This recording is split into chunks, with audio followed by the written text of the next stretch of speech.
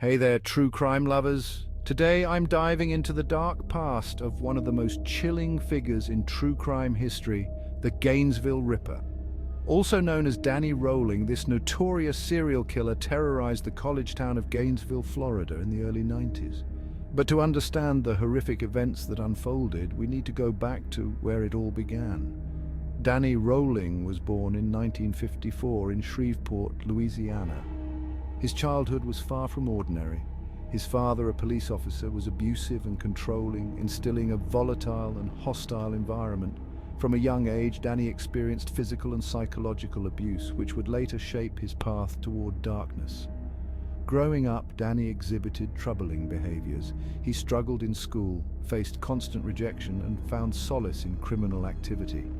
By his teenage years, he was already in and out of jail for petty crimes.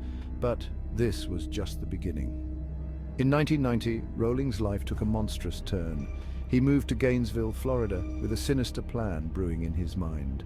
Over the course of just 4 days in August, he brutally murdered 5 students, leaving the community in a state of fear and shock. These heinous acts were not just random outbursts of violence, they were meticulously planned. Rolling's method of operation was horrifying. He would break into the homes of his victims, often late at night, and carry out his brutal attacks with a chilling precision.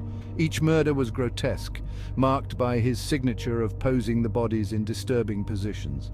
This was a man driven by an insatiable need for control and chaos. Despite his attempts to evade capture, Rolling was eventually apprehended in September 1990 for an unrelated burglary. It wasn't long before investigators linked him to the Gainesville murders. The entire town breathed a sigh of relief, but the scars left by his reign of terror would never fully heal.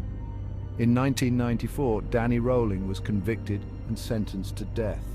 He spent over a decade on death row, where he eventually confessed to additional murders, including a triple homicide in his hometown of Shreveport.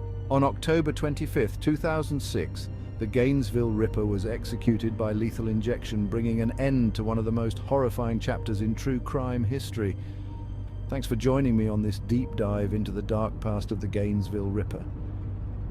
If you're fascinated by stories like this, make sure to like, subscribe, and hit that notification bell. Until next time, stay safe.